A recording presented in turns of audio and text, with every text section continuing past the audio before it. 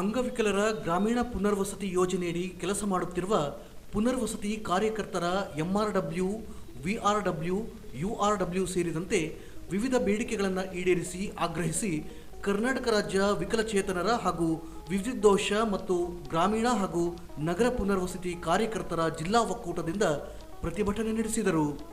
ನಗರದ ಜಿಲ್ಲಾ ಮಹಾತ್ಮ ಗಾಂಧಿ ಕ್ರೀಡಾಂಗಣದಿಂದ ಜಿಲ್ಲಾಧಿಕಾರಿ ಕಚೇರಿಯವರೆಗೆ ಮೆರವಣಿಗೆ ನಡೆಸಿ ಜಿಲ್ಲಾಧಿಕಾರಿ ಸ್ಥಾನಿಕ ಅಧಿಕಾರಿ ಮೂಲಕ ಮುಖ್ಯಮಂತ್ರಿಗೆ ಮನವಿ ಸಲ್ಲಿಸಿದರು. ಜಿಲ್ಲಾಧಿಕಾರಿಗಳ ಅಧ್ಯಕ್ಷತೆಯಲ್ಲಿ ವಿಕಲಚೇತನರ ಕಾಯ್ದೆ 2016ರ ಸೆಕ್ಷನ್ 72ರ ಅಡಿ ಜಿಲ್ಲಾ ಮಟ್ಟದ ಜಿಲ್ಲಾ ಸಮಿತಿ ಸಭೆಯನ್ನ ಪ್ರತಿ 3 ತಿಂಗಳಿಗೊಮ್ಮೆ ಸಭೆ ಕರೆಯಬೇಕು. ಎಲ್ಲ ತಾಲೂಕಾ ವಿದ್ಯುದ್ದೋಷ ಪುನರ್ವಸತಿ ಕಾರ್ಯಕರ್ತರನ್ನ ಸಮಿತಿಯ ಸದಸ್ಯರನ್ನಾಗಿ ಪರಿಗಣಿಸಬೇಕು. 5% ಅನುದಾನ ಬಗ್ಗೆ ಕಾರ್ಯಾಗಾರ ಹಮ್ಮಿಕೊಳ್ಳಬೇಕು. ಸಚಿವರು ಹಾಗೂ ಶಾಸಕರು ಅವರ ಅಧ್ಯಕ್ಷತೆಯಲ್ಲಿ ನಡೆಯುವ ಕೆಡಿಪಿ ಹಾಗೂ ಸಾಮಾನ್ಯ ಸಭೆಗಳಲ್ಲಿ ವಿಕಲಚೇತನರ ಕಲ್ಯಾಣಕ್ಕಾಗಿ ಮೀಸಲಿಟ್ಟ 5% ಅನುದಾನದ ಚರ್ಚೆ ಮಾಡಬೇಕು. ಅನುದಾನದ ಖರ್ಚು ವೆಚ್ಚದ ಬಗ್ಗೆ ಮೇಲ್ವಿಚಾರಣೆ ಮಾಡಲು ಜಿಲ್ಲಾ ವಿಕಲಚೇತನರ ಅಧಿಕಾರಿಗಳಿಗೆ ಜವಾಬ್ದಾರಿ ನೀಡಬೇಕೆಂದು ಒತ್ತಾಯಿಸಿದರು. ಪಂಚಾಯತ್ ರಾಜ್ ಇಲಾಖೆ ವ್ಯಾಪ್ತಿ ಬರುವ ಜಿಲ್ಲಾ ಪಂಚಾಯಿತಿ, ತಾಲೂಕಾ ಪಂಚಾಯಿತಿ, ಗ್ರಾಮ ಪಂಚಾಯಿತಿ ಅನುದಾನದಲ್ಲಿ ವಿಕಲಚೇತನರ ಕಲ್ಯಾಣಕ್ಕಾಗಿ ಮೀಸಲಿಟ್ಟ 5% ಅನುದಾನದಲ್ಲಿ ವಿಕಲಚೇತನ ಫಲಾನುಭವಿಗಳಿಗೆ ವೈಯಕ್ತಿಕ ಸೌಲಭ್ಯಗಳನ್ನು ನೀಡಬೇಕು.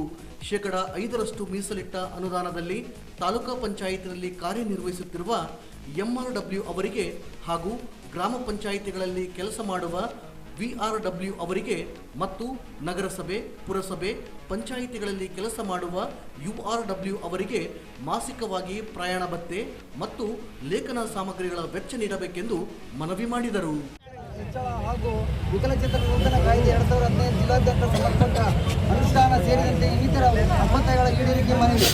ಮೇಲ್ಕಳಿಸಿದ ವಿಷಯಕ್ಕೆ ಸಂಬಂಧಿಸಿದಂತೆ ನಾವು ಕರ್ನಾಟಕ ರಾಜ್ಯ ಅಂಗವಿಕಲರ ಪಾಲಕರ ಒಕ್ಕೂಟ ಜಿಲ್ಲಾ ಸಮಿತಿ ರಾಯಚೂರು ವತಿಯಿಂದ ತಮ್ಮಲ್ಲಿ ಮನವಿ ಮಾಡಿಕೊಳ್ಳುವುದೇನೆಂದರೆ, ವಿಕಲಚೇತನರ ನೂತನ ಕಾಯ್ದೆ 2016 ಜಾರಿಗೆ ಬಂದು ಇಲ್ಲಿಯವರೆಗೆ 7 ವರ್ಷ ಗತಿಸಿದರೂ ಕಾಯ್ದೆ ಸಂಪೂರ್ಣ ಅನುಷ್ಠಾನವಾಗಿಲ್ಲ.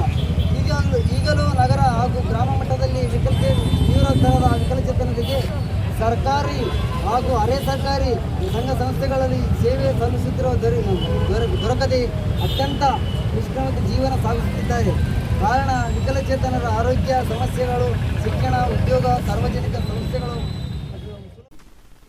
ತಾಲೂಕಾ ಪಂಚಾಯಿತಿ, ಗ್ರಾಮ ಪಂಚಾಯಿತಿ, ಪಟ್ಟಣ ಪಂಚಾಯಿತಿ, ಪುರಸಭೆ ಹಾಗೂ ನಗರಸಭೆಗಳಲ್ಲಿ 5% ಅನುದಾನದಲ್ಲಿ ವಿಕಲಚೇತನರ ಸಂಪನ್ಮೂಲ ಮಾಹಿತಿ ಕೇಂದ್ರ, ಪ್ರತ್ಯೇಕ ಕೊಠಡಿ ನಿರ್ಮಾಣ ಮಾಡಬೇಕು. ಸದರಿ ಮಾಹಿತಿ ಕೇಂದ್ರದಲ್ಲಿ ಪುನರ್ವಸತಿ ಕಾರ್ಯಕರ್ತರು ಎಂಆರ್ಡಬ್ಲ್ಯೂ, ವಿಆರ್ಡಬ್ಲ್ಯೂ, ಯುಆರ್ಡಬ್ಲ್ಯೂ ಅವರಿಗೆ ಕಚೇರಿಯಲ್ಲಿ ಕೆಲಸ ನಿರ್ವಹಿಸಲು ಟೇಬಲ್, ಕುರ್ಚಿ, ಕಂಪ್ಯೂಟರ್, ಅಲಮಾರಿ ಇತರೆ ಸೌಲಭ್ಯಗಳನ್ನು ಕಲ್ಪಿಸಬೇಕು. ತಾಲೂಕಾ ಪಂಚಾಯಿತಿ, ಗ್ರಾಮ ಪಂಚಾಯಿತಿ, ಪಟ್ಟಣ ಪಂಚಾಯಿತಿ, ಪುರಸಭೆ ಹಾಗೂ ನಗರಸಭೆ ಕಾರ್ಯಾಲಯದಲ್ಲಿ ಕಾರ್ಯನಿರ್ವಹಿಸುತ್ತಿರುವ ಕಾರ್ಯಕರ್ತರು ಪುನರ್ವಸತಿ ಅಂದರೆ ಎಂಆರ್ಡಬ್ಲ್ಯೂ, ವಿಆರ್ಡಬ್ಲ್ಯೂ ಅಥವಾ ಯುಆರ್ಡಬ್ಲ್ಯೂ ಇವರಿಗೆ ಹಾಜರಾತಿ ಬೆಳಿಗ್ಗೆ ಮತ್ತು ಸಾಯಂಕಾಲ ಮಾಡಲು ಬಯೋಮೆಟ್ರಿಕ್ ಮಿಷನ್ ಸಮಸ್ಯೆ ಇದ್ದು, ಈ ಹಾಜರಾತಿ ಮಾಡಲು ಪ್ರತ್ಯೇಕ ಬಯೋಮೆಟ್ರಿಕ್ ಉಪಕರಣವನ್ನು 23% ಅನುದಾನದಲ್ಲಿ ಖರೀದಿಸಿ ಅನುಕೂಲ ಮಾಡಿಕೊಡಬೇಕು. ನರೇಗಾ ಯೋಜನೆಯಡಿ ವಿಕಲಚೇತನರಿಗೆ ಪ್ರತ್ಯೇಕ ವಿಶೇಷ ಕೆಲಸದ ಗುರುತಿನ ಚೀಟಿ ಅಥವಾ ಜಾಬ್ ಕಾರ್ಡ್ ನೀಡಬೇಕೆಂದು ಮನವಿ ಮಾಡಿದರು. ಈ ಸಂದರ್ಭದಲ್ಲಿ ಜಿಲ್ಲಾಧ್ಯಕ್ಷ ಶೇಖರಪ್ಪ ಮುರ್ಕಿಗುಡ್ಡ, ಗೌರವಾಧ್ಯಕ್ಷ ಸಂಗಮ್ಮ ನರಕಲದಿನ್ನಿ, ಉಪಾಧ್ಯಕ್ಷ ಮಲ್ಲಪ್ಪ ಗಲಗ, ರಾಜಶೇಖರ ಕಟ್ಲುಟ್ಕೂರ್, ಮಲ್ಲೇಶ್ ಹಿರಾಪುರ್, ಬಸವರಾಜ್ ಗೋರೆಬಾಳ್, ಸಂತೋಷ್ ಕುಮಾರ್, ಈರೇಶ್ ಸೇರಿದಂತೆ ಅನೇಕರು ಭಾಗವಹಿಸಿದ್ದರು. ಜಿಲ್ಲಾ ಸವಿತಾ ಸಮಾಜ ನೌಕರರ ಸಂಘದ ವತಿಯಿಂದ ಎಸ್ಎಸ್ಎಲ್ಸಿ ಮತ್ತು ಪಿಯುಸಿ ವಿದ್ಯಾರ್ಥಿಗಳಿಗೆ 9ನೇ ಪ್ರತಿಭಾ ಪುರಸ್ಕಾರ ಕಾರ್ಯಕ್ರಮವನ್ನು ಸೆಪ್ಟೆಂಬರ್ 1ರಂದು ನಗರದ ಕನ್ನಡ ಭವನದಲ್ಲಿ ಹಮ್ಮಿಕೊಂಡಿದೆ ಎಂದು ಸವಿತಾ ಸಮಾಜದ ಅಧ್ಯಕ್ಷ ಹೇಳಿದರು. ನಗರದ ಪತ್ರಿಕಾ ಭವನದಲ್ಲಿ ಸುದ್ದಿಗೋಷ್ಠಿಯಲ್ಲಿ ಮಾತನಾಡಿದ ಅವರು, ಕಾರ್ಯಕ್ರಮದ ಉದ್ಘಾಟನೆಯನ್ನು ಸಣ್ಣ ನೀರಾವರಿ, ವಿಜ್ಞಾನ ಹಾಗೂ ತಂತ್ರಜ್ಞಾನ ಸಚಿವ ಎನ್ಎಸ್ ಬೋಸರಾಜು ಅವರು ನೆರವೇರಿಸಲಿದ್ದಾರೆ. ಅಧ್ಯಕ್ಷತೆಯನ್ನು ಜಿಲ್ಲಾ ಸವಿತಾ ಸಮಾಜದ ನೌಕರರ ಸಂಘದ ಅಧ್ಯಕ್ಷ ಆರ್ ನಾಗರಾಜ್ ಅವರು ವಹಿಸಲಿದ್ದಾರೆ.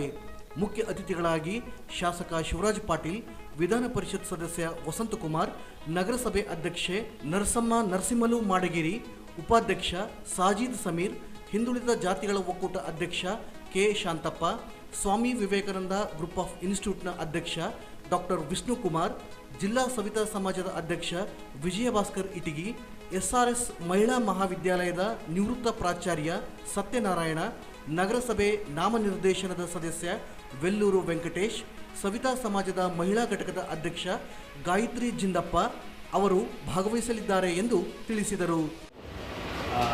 ರವಿವಾರ 1ನೇ ತಾರೀಕಿಗೆ ಜಿಲ್ಲಾ ಮಟ್ಟದ ಒಂದು ಪ್ರತಿಭಾ ಪುರಸ್ಕಾರ ಕಾರ್ಯಕ್ರಮ ಮತ್ತು ಸನ್ಮಾನ ಕಾರ್ಯಕ್ರಮವನ್ನು ಹಮ್ಮಿಕೊಂಡಿದ್ದೀವಿ.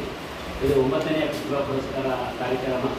ಈ ಒಂದು ಕಾರ್ಯಕ್ರಮಕ್ಕೆ ನಮ್ಮ ಜಿಲ್ಲೆಯ ಎಲ್ಲ ಜನಪ್ರತಿನಿಧಿಗಳು ಮತ್ತು ನಮ್ಮ ಈ ಒಂದು ಕಾರ್ಯಕ್ರಮದ ಉದ್ಘಾಟನೆಯನ್ನು ಸನ್ಮಾನ್ಯ ಶ್ರೀ NS ಗುರುಸರ ಸಾಹೇಬರವರು ಮಾಡ್ತಾರೆ.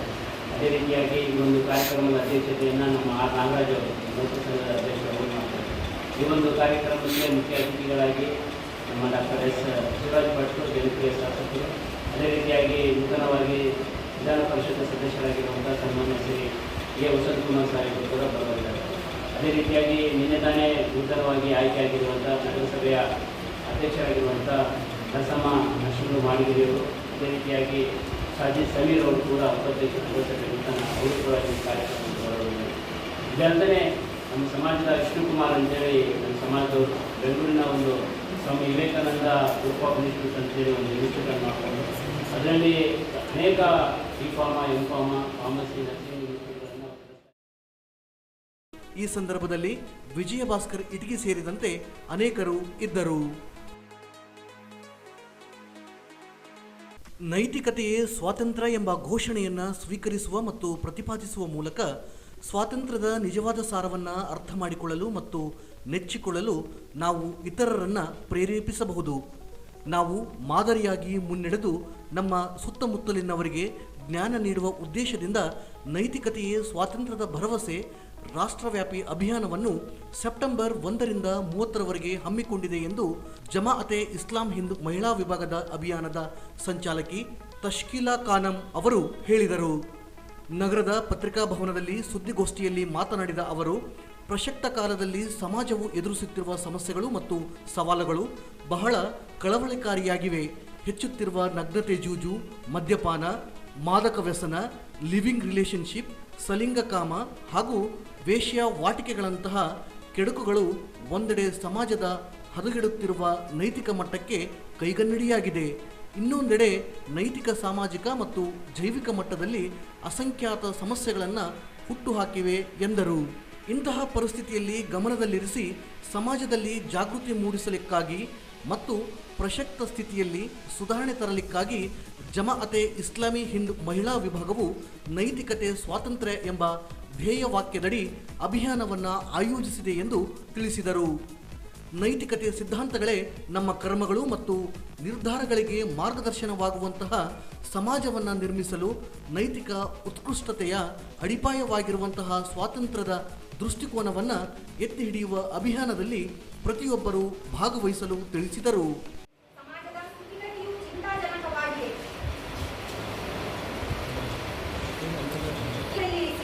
ಸಮಾಜದಲ್ಲಿ ಜಾಗೃತಿ ಮೂಡಿಸಲಿಕ್ಕಾಗಿ ಮತ್ತು ಪ್ರಸಕ್ತ ಸ್ಥಿತಿಯಲ್ಲಿ ಸುಧಾರಣೆ ತರಲಿಕ್ಕಾಗಿ ಜಮಾಅತೆ ಇಸ್ಲಾಮಿ ಹಿಂದ್ ಮಹಿಳಾ ವಿಭಾಗವು ದೇಶದಾದ್ಯಂತ 1 ತಿಂಗಳ ಅಭಿಯಾನವನ್ನು ಆಯೋಜಿಸುವ ತೀರ್ಮಾನವನ್ನು ಕೈಗೊಂಡಿದೆ.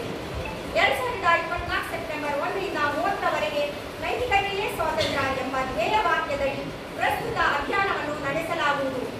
ಜಮಾಅತೆ ಇಸ್ಲಾಮಿ ಹಿಂದ್ ಮಹಿಳಾ ವಿಭಾಗವು ಈ ಅಭಿಯಾನದ ಮೂಲಕ ಮಾನವ ಜೀವನದ ಸುಭಿಕ್ಷೆ ಮತ್ತು ಮನೋಹರತೆಯು ನೈತಿಕ ಕಟ್ಟಳೆಗಳನ್ನು ಪಾಲಿಸುವುದರಿಂದಲೇ ಸಾಧ್ಯ ಎಂಬ ಪ್ರಜ್ಞೆಯನ್ನು ಬೆಳೆಸುವ ಸಂಕಲ್ಪವನ್ನು ಕೊಟ್ಟಿದೆ.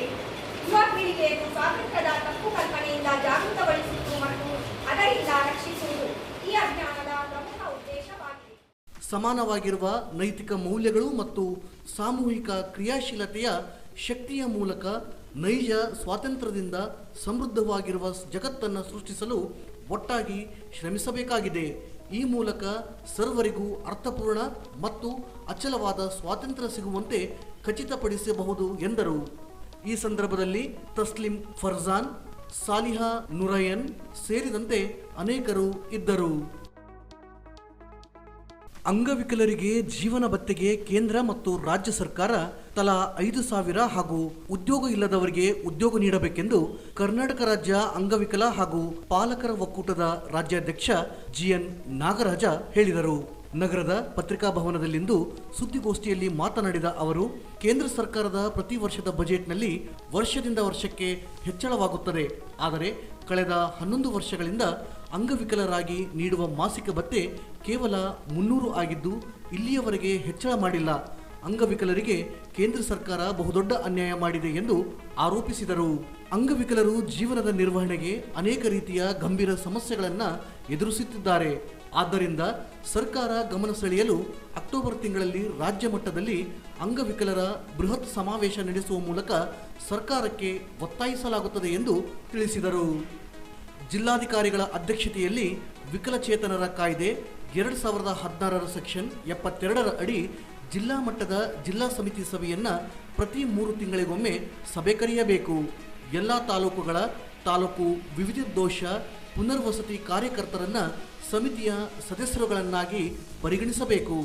5% ಅನುದಾನ ಬಗ್ಗೆ ಕಾರ್ಯಾಗಾರ ಹಮ್ಮಿಕೊಳ್ಳಬೇಕು. ಸಚಿವರು ಹಾಗೂ ಶಾಸಕರು ಅವರ ಅಧ್ಯಕ್ಷತೆಯಲ್ಲಿ ನಡೆಯುವ ಕೆಡಿಪಿ ಹಾಗೂ ಸಾಮಾನ್ಯ ಸಭೆಗಳಲ್ಲಿ ವಿಕಲಚೇತನರ ಕಲ್ಯಾಣಕ್ಕಾಗಿ ಮೀಸಲಿಟ್ಟ 5% ಅನುದಾನದ ಚರ್ಚೆ ಮಾಡಬೇಕು. ಅನುದಾನದ ಖರ್ಚು ವೆಚ್ಚದ ಬಗ್ಗೆ ಮೇಲ್ವಿಚಾರಣೆ ಮಾಡಲು ಜಿಲ್ಲಾ ವಿಕಲಚೇತನರ ಅಧಿಕಾರಿಗಳಿಗೆ ಜವಾಬ್ದಾರಿ ನೀಡಬೇಕೆಂದು ತಿಳಿಸಿದರು. ಮಾಸಿಕ ಜೀವನ ಭತ್ಯೆ ಅಂದರೆ ಇದು ಪೆನ್ಷನ್ ಅಂತ ಕರೆಯುತ್ತಲ್ಲ, ಅದನ್ನು ನಾವು ಮಾಸಿಕ ಜೀವನ ಭತ್ಯೆ ಅಂತ ಕರೀತೀವಿ. ಆ ಮಾಸಿಕ ಜೀವನ ಭತ್ಯೆ ಅನ್ನೋದೇನಿದೆ ಅದು ಅತ್ಯಂತ ಕನಿಷ್ಠ ಮಟ್ಟದಲ್ಲಿದೆ ಅನ್ನೋದು ನಿಮಗೆಲ್ಲರೂ ಕೂಡ ಗೊತ್ತಿರುವಂಥ ಸಂಗತಿ. 800 ರೂಪಾಯಿ ಮತ್ತು 1,400 ರೂಪಾಯಿ ಹೀಗೆ 2 ಇದರಲ್ಲಿದೆ. ಆದರೆ ಇದರಲ್ಲಿ ಕೇಂದ್ರ ಸರ್ಕಾರ ಕೇವಲ 300 ರೂಪಾಯಿ ಕೊಡ್ತಾರೆ. ಯಾವಾಗಿಂದ 2013ರಿಂದ ಹಿಡಿದು 24ರವರೆಗೆ 1 ಪೈಸೆ ಗಳಿಸಿ ಕೇವಲ 300 ರೂಪಾಯಿ ಒಂದು ತಿಂಗಳಿಗೆ. ಮತ್ತೆ ಆ ಮಧ್ಯದಲ್ಲಿ ಅವರ ಬಜೆಟ್ ಎಷ್ಟು, ಕೇಂದ್ರದ ಬಜೆಟ್ ಎಷ್ಟು ಜಾಸ್ತಿ ಆಗಿದೆ? ನೀವು ಸುಮ್ಮನೆ ಅಂಗವಿಕಲರ ಹಕ್ಕುಗಳ ಕಾಯ್ದೆ 2016 ಅಂತಿದೆ. ಆ 2016 ಕಾರ್ಯರೂಪಕ್ಕೆ ಇಡೀ ದೇಶದಲ್ಲಿ ತರೋದಕ್ಕೆ ಭಾರಿ ದೊಡ್ಡ ಪ್ರಯತ್ನ ಮತ್ತು 2 ಬಾರಿ ಡೆಲ್ಲಿಯಲ್ಲಿ ಹೋರಾಟ ಎಲ್ಲ ಮಾಡಿ ಅದನ್ನು ಕಾರ್ಯಗತಗೊಳಿಸೋಣ ಮಾಡಿದ್ದು ನಾವು ನಮ್ಮ ಸಂಘಟನೆ. ಅದರಲ್ಲಿ ಎಲ್ಲ ಸಂಘಟನೆಗಳು ನಮ್ಮ ಜೊತೆಯಲ್ಲಿ ನಾವು ಒಟ್ಟುಗೂಡಿಸಿಕೊಂಡು. ಈ ಸಂದರ್ಭದಲ್ಲಿ ಜಿಲ್ಲಾಧ್ಯಕ್ಷ ಶೇಖರಪ್ಪ ಮುರ್ಕಿಗುಡ್ಡ, ಉಪಾಧ್ಯಕ್ಷ ಮಲ್ಲಪ್ಪ ಗಲಗ್, ರಾಜಶೇಖರ್ ಕಟ್ಲುಟ್ಕೂರು, ಮಲ್ಲೇಶ್ ಹೀರಾಪುರು ಇದ್ದರು. ಪಿಂಜಾರ ನದಾಫ್ ಪ್ರತ್ಯೇಕ ಅಭಿವೃದ್ಧಿ ನಿಗಮ ಮಂಡಳಿ ಸ್ಥಾಪಿಸಬೇಕೆಂದು ಅಖಿಲ ಕರ್ನಾಟಕ ಪಿಂಜಾರ್ ನದಾಫ್ ಮನ್ಸೂರಿ ಹಕ್ಕುಗಳ ಸಂಘದ ವತಿಯಿಂದ ಜಿಲ್ಲಾಧಿಕಾರಿ ಕಚೇರಿ ಸ್ಥಾನಿಕ ಅಧಿಕಾರಿ ಮೂಲಕ ಮುಖ್ಯಮಂತ್ರಿಗೆ ಮನವಿ ಸಲ್ಲಿಸಿದರು. ರಾಜ್ಯದಲ್ಲಿ ಸುಮಾರು 30ರಿಂದ 35 ಲಕ್ಷಗಳ ಜನಸಂಖ್ಯೆ ಹೊಂದಿರುವ ನದಾಫ್ ಅಥವಾ ಪಿಂಜಾರ ಜನಾಂಗವು ಸಾಮಾಜಿಕ, ಶೈಕ್ಷಣಿಕ, ಸಾಂಸ್ಕೃತಿಕ, ಔದ್ಯೋಗಿಕ, ರಾಜಕೀಯ ಹಾಗೂ ಹಲವಾರು ರಂಗಗಳಲ್ಲಿ ಹಿಂದುಳಿದ ಮತ್ತು ಕಡು ಬಡತನದ ನೆರಳಲ್ಲಿ ಕಷ್ಟಕರ ಜೀವನವನ್ನು ನಡೆಸುತ್ತಿರುವ ಶೋಷಿತ ಸಮಾಜವಾಗಿದೆ ಎಂದರು. ಹಿಂದುಳಿದ ಪ್ರವರ್ಗ 1ರಲ್ಲಿ ಬರುತ್ತಿದ್ದು, ಆದರೆ ಸರ್ಕಾರದ ಯಾವುದೇ ಯೋಜನೆಗಳು ಜನಾಂಗಕ್ಕೆ ತಲುಪಿರುವುದಿಲ್ಲ ಮತ್ತು ಹಲವು ವರ್ಷಗಳಿಂದ ಜನಾಂಗದ ಪ್ರತ್ಯೇಕ ಅಭಿವೃದ್ಧಿ ನಿಗಮ ಮಂಡಳಿ ಸ್ಥಾಪಿಸಬೇಕೆಂದು ಹೋರಾಟ ನಡೆಸಲಾಗಿದೆ. ಹಿಂದಿನ ಬಿಜೆಪಿ ಸರ್ಕಾರ ಪಿಂಜಾರ ಅಥವಾ ನದಾಫ್ ಹಾಗೂ ಇತರ 13 ಜಾತಿಗಳ ಅಭಿವೃದ್ಧಿ ನಿಗಮ ಸ್ಥಾಪಿಸಿ ಘೋಷಿಸಿದರು. ಆದರೆ ಈಗಿರುವ ಕಾಂಗ್ರೆಸ್ ಸರ್ಕಾರ ಇದುವರೆಗೆ ಯಾವುದೇ ಅನುದಾನ ಬಿಡುಗಡೆ ಮಾಡಿಲ್ಲ ಎಂದು ದೂರಿದರು. ಜನಾಂಗಕ್ಕೆ ಪ್ರತ್ಯೇಕ ನಿಗಮ ಮಂಡಳಿ ಸ್ಥಾಪಿಸಿ ಸೂಕ್ತ ಅನುದಾನ ಘೋಷಿಸಬೇಕೆಂದು ಒತ್ತಾಯಿಸಿದರು. ಇವತ್ತು ನಮ್ಮ ಅತಿ ಹಿಂದುಳಿದಂಥ ಸಮಾಜ, ಅಲೆಮಾರಿ ಸಮಾಜ ಆಗಿರುವಂಥ ನಮ್ಮ ನದಾಫ್ ಸಮಾಜಕ್ಕೆ ಇವತ್ತು ಸನ್ಮಾನ್ಯ ಸಿದ್ದರಾಮಯ್ಯ ಮುಖ್ಯಮಂತ್ರಿ ಅವರು 60 ವರ್ಷದಿಂದ ಕಾಂಗ್ರೆಸ್ ಪಕ್ಷಕ್ಕೆ ಮತ ಕೇಳಿ ಬಂದಿದ್ದೀವಿ. ಆದರೆ ಇವತ್ತು ಒಂದು ನಿಗಮ ಮಂಡಳಿ ಮಾಡ್ತಾ ಇಲ್ಲ ನಮ್ಮ ಸಮಾಜಕ್ಕೆ.